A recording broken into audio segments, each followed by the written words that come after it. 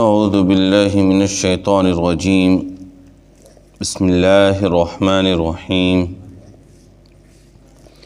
الف لام میم تلک آیات الکتاب الحکیم ہدی ورحمۃ للمحسنین الذین یقیمون الصلاة ویؤتون الزکاة وهم بالآخرة هم یوقنون اولئک علی ھدی من ربہم وأولئک هم المفلحون ومن الناس من يشتري لهو الحديث ليضل عن سبيل الله بغير علم ويتخذها هزوا أولئك لهم عذاب مهين وإذا تتلى عليه آياتنا ولى مستكبرا كأن لم يسمعها كأن في أذنيه وقرا فبشره بعذاب أليم إن الذين آمنوا وعملوا الصالحات لهم جنات النعيم خالدين فيها وعد الله حقا وهو العزيز الحكيم خلق السماوات بغير عمد ترونها وألقى في الأرض رواسي تميد بكم وبث فيها من كل دابة وأنزلنا من السماء ماء فأنبتنا فيها من كل زوج كريم هذا خلق الله فأروني ماذا خلق الذين من دونه بل الظالمون في ضلال مبين. شروع کرتا ہوں اللہ کے نام سے جو سب پر مہربان ہے، بہت مہربان ہے. الف لام میم یہ اس حکمت والی کتاب کی آیتیں ہیں جو نیکی کرنے والوں کے لیے ہدایت اور رحمت کا ذریعہ ہے. یعنی وہ لوگ جو نماز قائم کرتے ہیں اور زکوٰۃ ادا کرتے ہیں اور آخرت پر یقین رکھتے ہیں، وہی وہ لوگ ہیں جو اپنے پروردگار کی طرف سے ہدایت پر ہیں اور وہی لوگ کامیاب ہیں. بعض لوگ وہ ہیں جو اللہ کی یاد سے غافل کرنے والی باتوں کو خریدتے ہیں تاکہ وہ اس کے ذریعے بغیر سمجھے بوجھے اللہ کے راستے سے لوگوں کو گمراہ کریں اور اس کا مذاق اڑائیں. یہ وہ لوگ ہیں جن کے لیے ذلت آمیز عذاب ہے، اور جب ان کے سامنے ہماری آیتیں پڑھی جاتی ہیں تو وہ متکبرانہ انداز میں منہ موڑتے ہیں، گویا کہ انہوں نے سنا ہی نہیں، یا یہ کہ ان کے کانوں میں بہرا پن ہے. ایسے لوگوں کو آپ دردناک عذاب کی خوشخبری سنا دیجیے. البتہ جو لوگ ایمان لائے اور نیک عمل کرے ان کے لیے نعمتوں کے باغات ہیں جس میں وہ ہمیشہ رہیں گے. یہ اللہ کا سچا وعدہ ہے اور وہی صاحب اقتدار، صاحب حکمت ہے. اسی نے آسمانوں کو ایسے ستونوں کے بغیر پیدا کیا جسے تم دیکھو، اور زمین میں پہاڑوں کے لنگر بچھا دیے تاکہ وہ تمہیں لے کر ڈگمگائے نہیں، اور اس میں ہر قسم کے جانور کو پھیلا دیا. اور ہم نے ہی آسمان سے پانی برسایا، پھر ہم نے اس کے ذریعے ہر قابل قدر قسم کی چیزوں کو اگایا. یہ اللہ کی تخلیق ہے، لہذا اللہ کے علاوہ جو لوگ ہیں کیا انہوں نے کوئی چیز پیدا کی وہ تم مجھے لا کر دکھلاؤ، بلکہ ظالم لوگ کھلی گمراہی میں ہیں. سورہ لقمان کا آغاز ہو رہا ہے آج. یہ سورت ایک مکی سورت ہے اور اس کے اندر 34 آیتیں اور 4 رکوع موجود ہیں. سورہ لقمان ایک مکی سورت ہے، 34 آیتیں اور 4 رکوع پر مشتمل یہ سورت ہے. اس سورت کا بھی نزول مکہ مکرمہ میں اس دور میں ہوا جب کفار مکہ کی طرف سے مخالفت بالکل شباب پر تھی. کفار مکہ کی طرف سے جب مخالفت بالکل شباب پر تھی تب اس سورت کا نزول ہوا. اور یہ وہ دور تھا جو میں نے ابھی سورہ روم کے سلسلے میں بھی آپ کو، یا اس سے پہلے صورتوں کے سلسلے میں بتلایا کہ یہ وہ دور تھا جب کفار مکہ کے یہاں حالات یہ تھے کہ باپ کافر بیٹا مسلمان، بیٹا کافر باپ مسلمان، یعنی ایک ہی گھر میں کچھ لوگ وحدانیت کے قائل ہو گئے تھے، اسلام کے ہار کو اپنے گلے میں ڈال لیا تھا، اور انہی کے اپنے سگے رشتہ دار، قریبی رشتہ دار اسی اسلام اور اسی مذہب کے دشمن بن کر زندگی گزار رہے تھے۔ لہذا ایسا کئی مرتبہ موقع ہوا کہ والدین مشرک اور اولاد مسلمان، تو والدین نے یہ چاہا کہ وہ اپنے بچوں کو کیا کرے، اسلام سے پھیر کر واپس ان کو اپنی طرف لے آئے۔ لہذا اس صورت میں بھی آگے چل کر وہ آیت نازل کی گئی جس میں یہ بات واضح کر دی گئی کہ دیکھو والدین کی اطاعت شرک و بت پرستی کے اندر نہیں کی جا سکتی۔ آئی بات سمجھ میں؟ اسی طریقے سے حضرت لقمان علیہ السلام، میں نے کیا کہا اس سورت کا نام کیا ہے؟ سورہ لقمان۔ لقمان علیہ السلام کہنا تو فی الحال کی تحقیق کل آئے گی کہ ان کو علیہ السلام کہہ سکتے ہیں یا نہیں کہہ سکتے، نبی تھے یا نہیں تھے، لیکن عرب کے یہاں لقمان انتہائی عقل مند اور دانشور شمار کیے جاتے تھے۔ عرب کے یہاں لقمان انتہائی عقل مند اور دانشور کے طور پر مشہور تھے، ان کی دانائی، ان کی حکمت کے لوگ قائل تھے، اور ان کی باتوں کا، ان کی نصیحتوں کا عرب کے یہاں بہت وزن تھا۔ جیسے ہمارے یہاں آج کل کی اس دنیا میں بھی بہت سے لوگ اس ملک کے اندر ایسے گزر گئے ہیں کہ ان کی باتوں کو آج بہت سے لوگ نقل کرتے ہیں، ان کی ایک کیا ہے اہمیت ہے اس ملک کے اندر۔ اسی طریقے سے عرب کے یہاں حضرت لقمان کی ایک اپنا وقار اور اپنا وزن تھا، ان کی باتوں کو لوگ اشعار تک میں استعمال کیا کرتے تھے۔ یعنی عرب کا شعر، اشعار، شعر و شاعری عرب کا کیا ہے مشہور ہے، زمانے جاہلیت کی شاعری مشہور ہے، تو ان لوگوں نے ان اشعار میں حضرت لقمان کو ایک حکیم کے طور پر مشہور و معروف کر رکھا تھا۔ لہذا چونکہ حالات یہ تھے کہ باپ مشرک بیٹا کافر، تو اس صورت کے اندر لقمان نے اپنے بیٹے کو کیا نصیحت کی؟ جس لقمان کو تم ایک دانشور اور حکیم مانتے ہو، اور جس کا تمہارے یہاں ایک وزن، ایک اہمیت ہے، جس پرسنالٹی کا، جس ذات کا، وہ خود اپنے بیٹے کو کیا نصیحت کرتے تھے؟ انہوں نے خود اپنے بیٹے کو نصیحت کی کہ بیٹا کبھی اللہ کے ساتھ تم کسی کو شریک نہ ٹھہرانا۔ تو تم کم از کم ان کو تو مانتے ہو نا، آپ صلی اللہ علیہ وسلم کا انکار کر رہے ہو، لیکن لقمان تو تمہارے یہاں ایک قابل احترام شخصیت ہیں، ان کو تو مانتے ہو، تو کم از کم انہی کی مان کر شرک و بت پرستی کو کیا کر دو، چھوڑ دو۔ اسی کے ساتھ جب لقمان کے سلسلے میں اور انہوں نے اپنے بیٹے کو جو نصیحت کی، اس کا تذکرہ ہوا شرک اور بت پرستی کو لے کر، تو اس کے ذمن میں اور بھی بہت سی دوسری نصیحتیں بھی انہوں نے جو اپنے بیٹے کو کیا کر رکھی تھی، وہ نصیحتیں بھی اس صورت کے اندر بیان کر دی گئی۔ لہذا اسی کے ساتھ اس صورت کے اندر بس فوراً آپ دیکھیں گے آیت نمبر 6 کے اندر ایک واقعہ کا تذکرہ ہو رہا ہے۔ ہوا یہ کہ یہ قرآن جس وقت نازل ہوا تو لوگ جو اسلام کی طرف آ رہے تھے، چونکہ میں نے کہا نا بالکل ابتدائی دور ہے مکہ مکرمہ کا، اور مخالفت اپنے عروج اور شباب پر تھی، تو لوگ جو دیوانہ ہوئے چلے جا رہے تھے اسلام کا، یا اسلام کے قریب آتے چلے جا رہے تھے، اس کی بنیادی وجہ یہ تھی کہ لوگ قرآن کریم کو سن رہے تھے۔ جب قرآن کریم کی تلاوت کی جاتی تھی، قرآن کریم کے الفاظ ان کے کانوں سے ٹکراتے تھے، تو ان کی دل کی کیفیت تبدیل ہونی لگتی تھی۔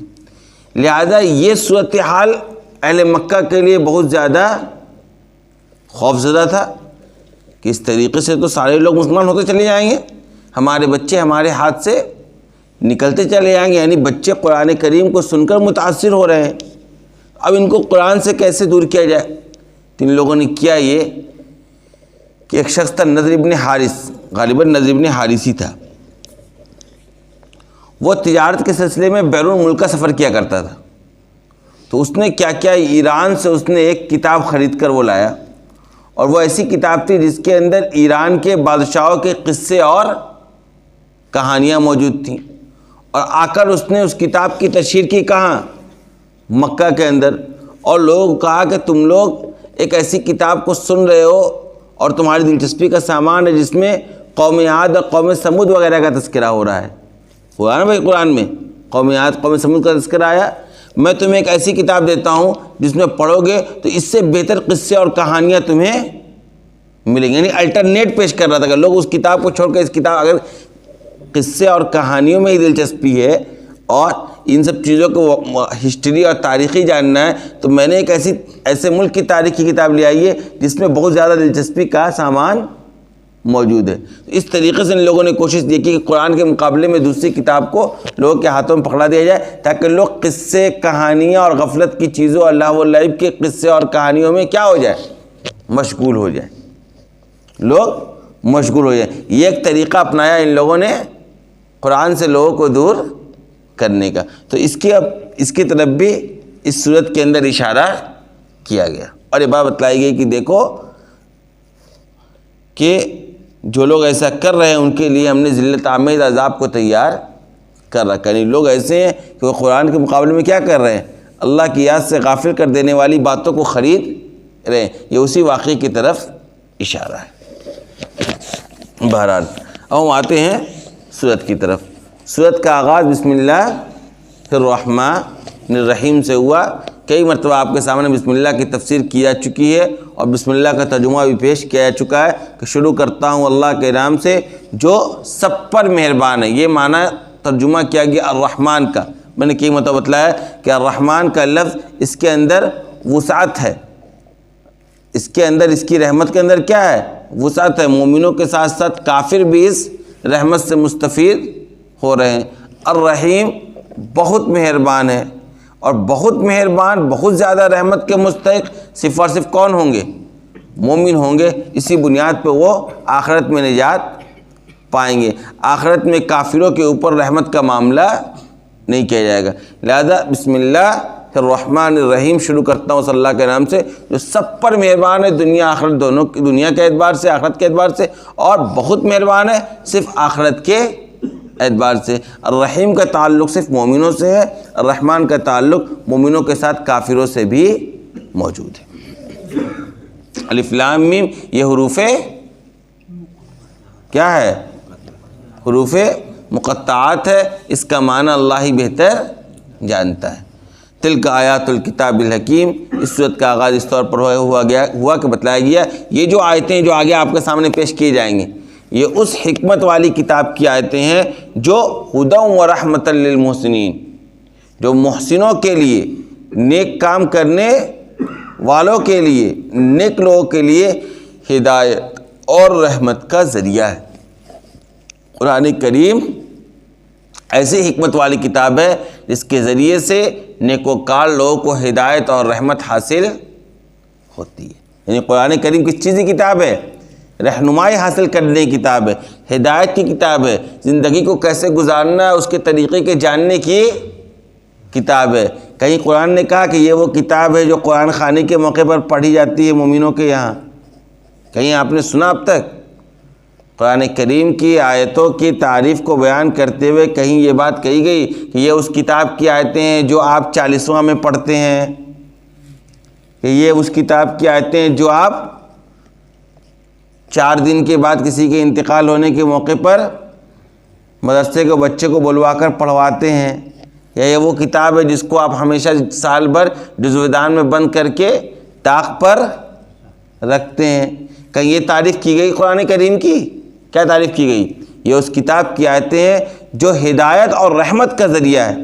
انسان اللہ کی رحمت کا مستحق بننا چاہتا ہے، اللہ سے رحمت کی دعائیں کرتا ہے، اور اللہ سے رحمت کی دعائیں اگر آپ کر رہے ہیں تو رحمت حاصل کرنے کا ذریعہ قرآن ہے. جاؤ قرآن کو پڑھو، قرآن کو سمجھو، قرآن کو جانو، قرآن کو اپنی زندگی کے اندر اتارو، دیکھو رحمت کا مزہ چکھو گے، ہدایت حاصل ہوگی، گمراہی سے بچو گے. جو طرح طرح کی گمراہیوں میں، طرح طرح کے بدعتوں میں، طرح طرح کے خرافات میں، طرح طرح کے اعمال میں جو تمہاری زندگیاں کیا ہے جکڑی ہوئی ہیں نا، یہ اس بنیاد پر ہے کہ تم نے قرآن کے ذریعے اعمال کو انجام دینے کا طریقہ، قرآن کے ذریعے زندگی گزارنے کا طریقہ، قرآن کے ذریعے اللہ اس کے رسول کے متعلق عقیدہ رکھنے کا کیا علم حاصل ہی نہیں کیا ہے. اس وجہ سے یہ تمہاری زندگی رحمت کے بجائے کیا بن گئی ہے، زحمت بن گئی ہے. اولاد کی پرورش زحمت، اولاد کا نکاح زحمت، کوئی ایک مسئلہ ہر مہینے کوئی نہ کوئی آ جاتا ہے، وہ آپ کے لیے کیا بنی ہوئی ہے؟ ایک الگ زحمت بنی ہوئی ہے، بنی ہوئی کہ نہیں؟ بتائیے یہ کیوں بنی ہے؟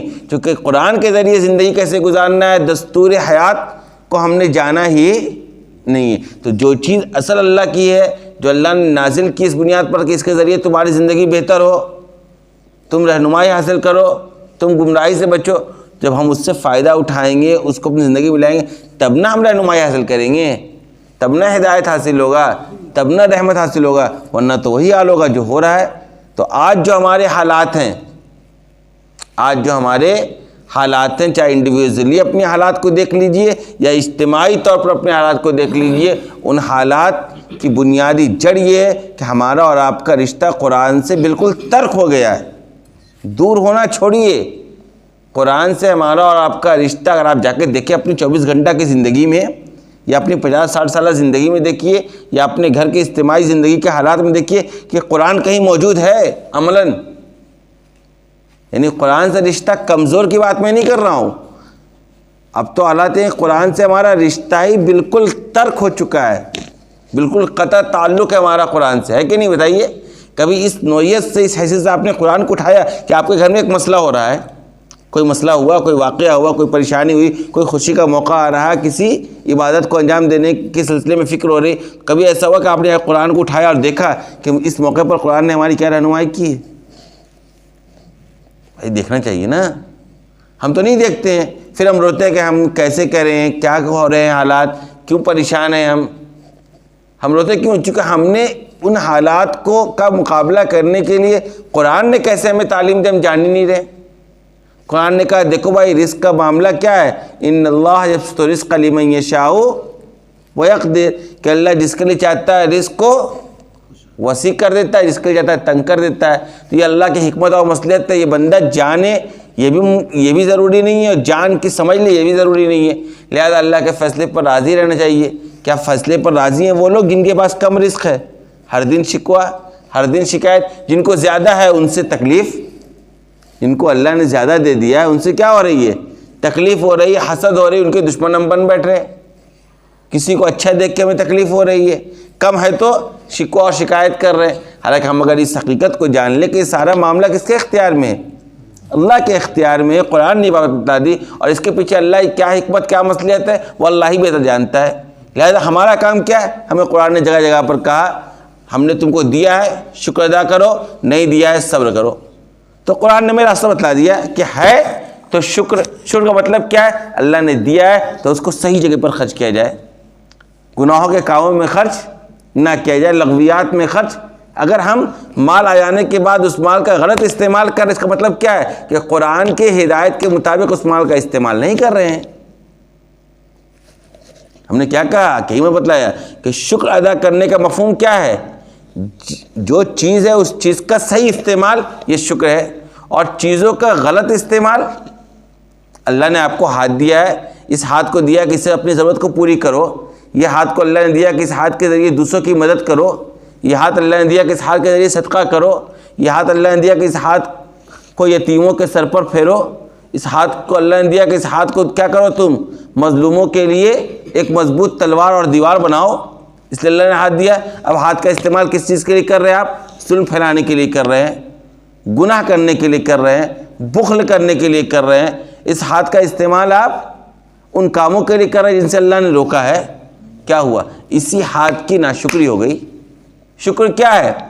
اس ہاتھ سے نیک عمل کیا جائے۔ اللہ نے پیر دیا ہے، اس کا حق کیا ہے؟ کہ اس کے ذریعے اللہ کے گھر تک پہنچو، اللہ کی عبادت کرو، کہیں کوئی ضرورت مند بیمار پریشان ہے اس کی جا کر عیادت کرو، اس لیے پیر دیا۔ اب اس پیر کو استعمال کرے کس چیز کے لیے؟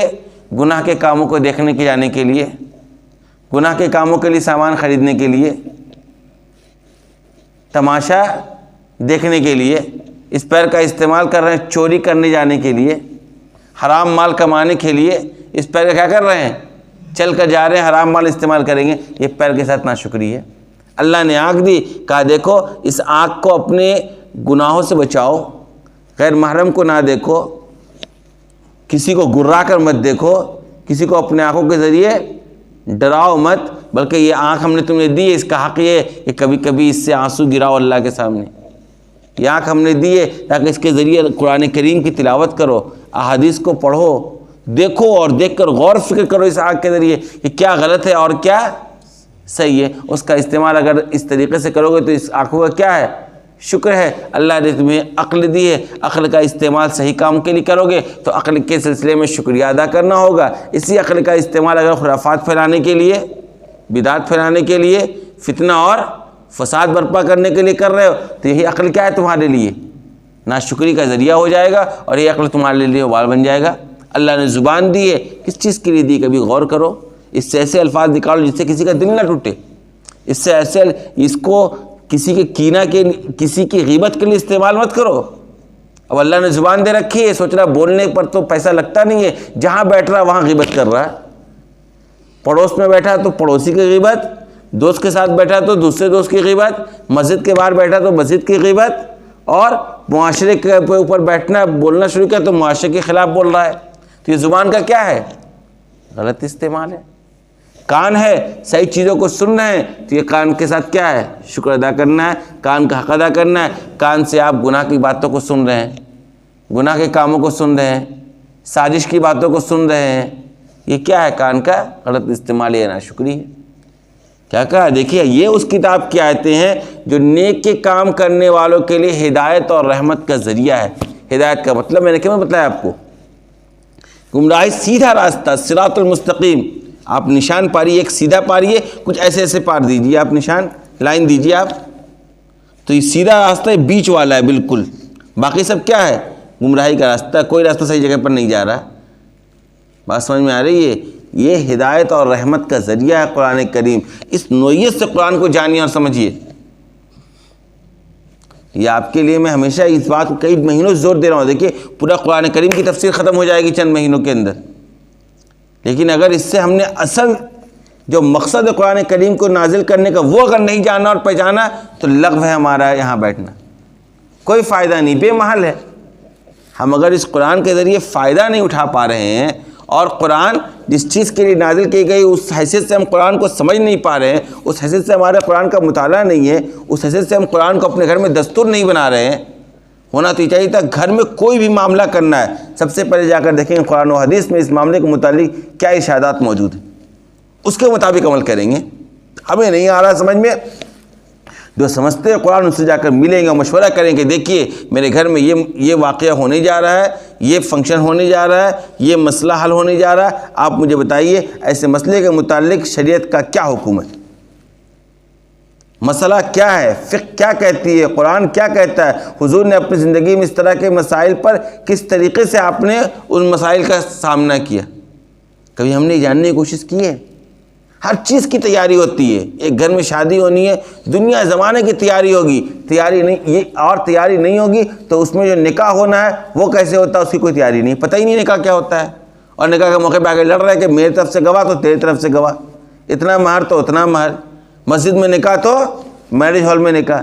لڑائیاں کس چیز کی ہو رہی ہے؟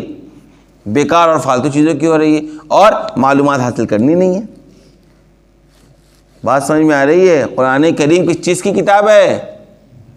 ہدایت اور رحمت کی کتاب ہے. اس نوعیت سے، اس لحاظ سے قرآن کریم کو پڑھنے، جاننے اور سننے کی ضرورت ہے. رمضان کا مہینہ آ جائے گا، بس قرآن نکالا، ایک آدھ ختم ہوا تو ہوا، نہیں ہوا تو سبحان اللہ اور بند کر دیا، پھر 11 مہینہ کوئی مطلب نہیں ہے. جو لوگ بچپن سے اب تک تلاوت قرآن نازلہ کرتے آ رہے ہیں اور صحیح کرتے ہیں تو ان کو اب تو کم از کم ترجمہ کے ساتھ کرنا چاہیے، اب تو تفسیر کے ساتھ کرنا چاہیے، ورنہ پوری زندگی تو اسی میں گزر گئی آپ کی. اس سے آگے بڑھے، آپ اس سے آگے بھی تو بڑھنا ہے. آپ کو دین کے کام سے جوڑ دیا گیا، آپ کو کسی بھی دین کے کام سے جوڑ دیا گیا، آپ کی ذہن سازی کر دی گئی، اب پوری زندگی ذہن سازی کرتے رہیں گے. آپ آگے بھی تو کریے. آپ کو بتا دیا کہ دیکھو نماز پڑھنا ہے، نماز کے یہ مسائل ہیں، آپ کا کام یہ کہ نماز پڑھنے لگو تو نماز درست ہو رہی ہے یا نہیں ہو رہی اس کو جاننے کی بھی ضرورت ہے. درست کے بعد ہماری نماز قبول ہو رہی ہے نہیں ہو رہی ہے اس کے لیے کوشش کرنے کی بھی ضرورت ہے. یہ کہ بس آیا، ہاتھ مارا، اللہ اکبر کہا، سلام پھیرا، چل گئے، نہ نماز کے اندر خشوع پیدا کرنے کی فکر ہوئی زندگی بھر، نہ خضوع پیدا کرنے کی فکر ہوئی، نہ نماز کو درست کرنے کی فکر ہوئی، تو بتائیے وہ نماز ہمارے لیے بہتر ہو رہی ہے؟ 40 سال سے نماز پڑھ رہے ہیں، سجدہ کرنے کا طریقہ پتہ نہیں ہے، رکوع کرنے کا طریقہ پتہ نہیں ہے، تسبیحات کیسے پڑھنے وہ پتہ نہیں ہے، یعنی اتنی چھوٹی چھوٹی چیزوں کا علم نہیں ہے۔ افسوس تو یہ ہے، ہونا تو یہ تھا کہ انہی قرآن کے ذریعے ہم دنیا میں انقلاب برپا کرتے ہیں، ہدایت حاصل کرتے ہیں، لوگوں کے سامنے قرآن کی دعوت کو پیش کرتے ہیں، وحدانیت کو بیان کرتے، بوانگ دوحل شرک کی جم کر مذمت اور نفی کرتے، تردید کرتے۔ ہونا تو یہ تھا، اور ہو کیا رہا ہے کہ جو کچھ کر بھی رہے ہیں وہ بھی صحیح ہو رہا ہے یا نہیں ہو رہا ہے اس کی فکر بھی پوری زندگی نہیں ہوتی ہے۔ پوری زندگی گزر گئی، وضو مسنون طریقے سے کیسے ہوتا ہے یہ نہیں ہوتا۔ آپ جا کے بیٹھ جائیں، جب لوگ وضو کرتے ہیں نا، کسی دن آپ وہاں ٹہل لیں تھوڑی دیر اور دیکھیں لوگوں کا وضو، آپ سنت کا کوئی لحاظ نہیں رکوع کے اندر۔ سوتے ہیں روزانہ، کیا ہم سوتے ہیں سنت کے مطابق؟ اٹھتے ہیں سنت کے مطابق؟ اٹھ کر سب سے پہلا کام کرنے کا کیا حکم دیا شریعت نے؟ کبھی ہم نے جانا، کبھی ہم نے بچوں کو بتلایا؟ شریعت نے کہا دیکھو اٹھو، اٹھتے ساتھ دعا پڑھو اور سب سے پہلے دونوں ہاتھ گھٹوں تک 3 مرتبہ دھو۔ سب سے پہلا کام، کیا اس کا اہتمام ہوتا ہے ہمارے یہاں؟ غور کرنے کی چیزیں ہیں۔ ہمارے بچے اٹھے، سب سے پہلے برش اٹھایا، منہ میں رگڑنا شروع کر دیا، ہاتھ دھونے کی فکر ہی نہیں ہے۔ کوئی بہت ہوا 1 مرتبہ ہاتھ مار دیا، کہ 3 مرتبہ اس کا ہاتھ دھوتے ہیں؟ اس کے پیچھے بہت حکمت پوشیدہ ہے۔ رات بھر آپ کا یہ ہاتھ کہاں کہاں سے گزرا آپ کو خود نہیں پتہ ہے، کون کون سا جراثیم آپ کے ہاتھ کے اندر آ گئے آپ کو خود نہیں پتہ ہے۔ سب سے پہلا کام اس ہاتھ کو دھو، 3 مرتبہ دھو۔ تو میں نے کہا نا قرآن کریم ہدایت کی کتاب ہے۔ جب آپ ہدایت کی نوعیت سے قرآن پڑھنے لگیں گے، قرآن جاننے لگیں گے، تو آپ کو اپنی زندگی کے اندر خود رحمت کے نزول کا احساس ہونے لگے گا۔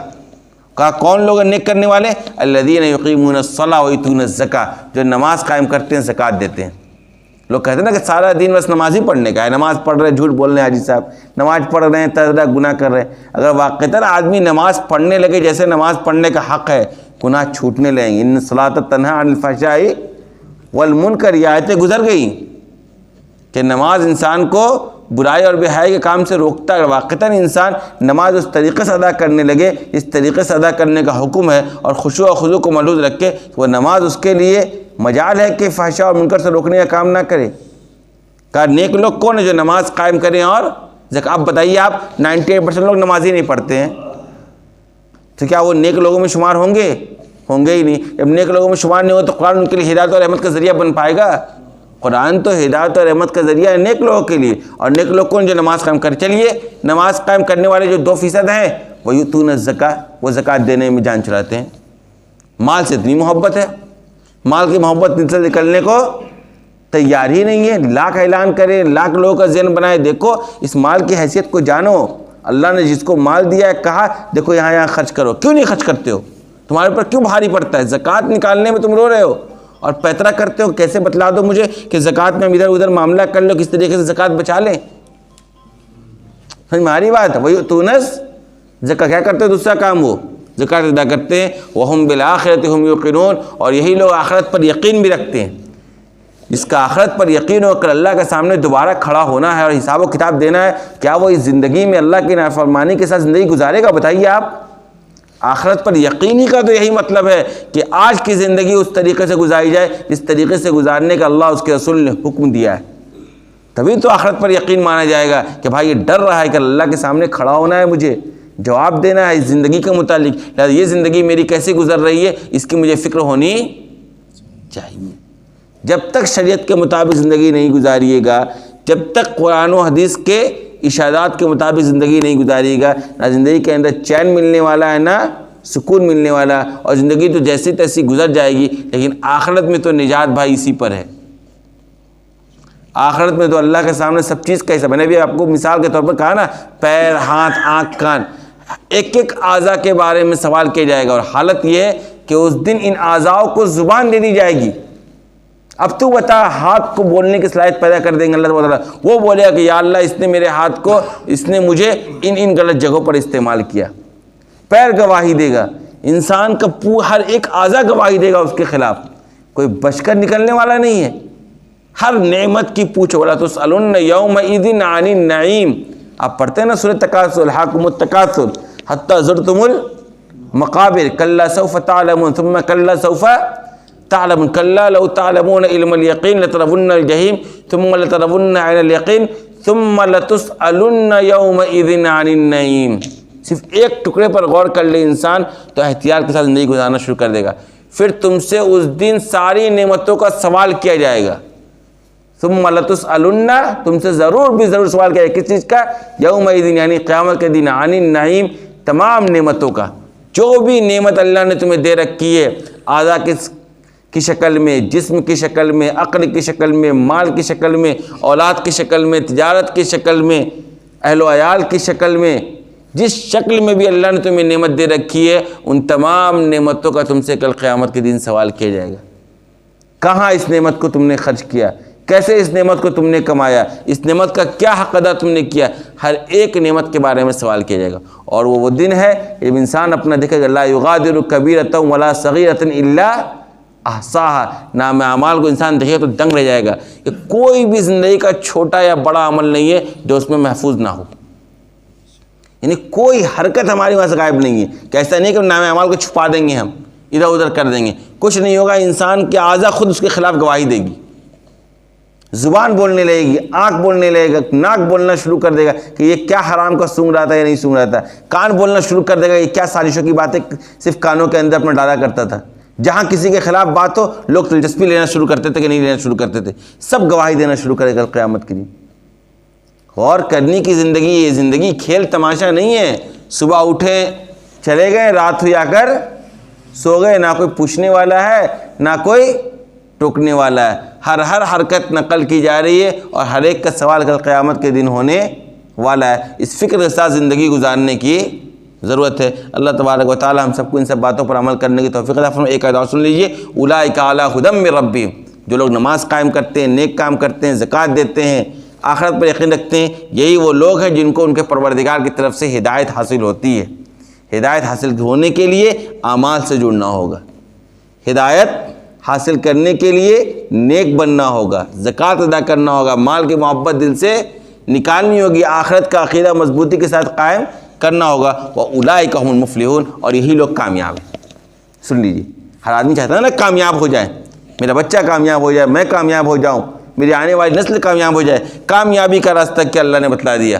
کامیابی حاصل کرنا چاہتے ہو، نماز کا اہتمام کرو، زکوٰۃ کی ادائیگی کرو، آخرت پر یقین رکھو، نیک کام کرو، قرآن کو بحیثیت ہدایت اور رحمت کے اپنی زندگی کے اندر اتارو، اللہ کا ڈر اور اس کا خوف پیدا کرو۔ جن کے اندر یہ چیزیں ہیں، جو ایمان عمل صالح کرتے ہیں، اولئک هم المفلحون، یہی لوگ کیا ہیں؟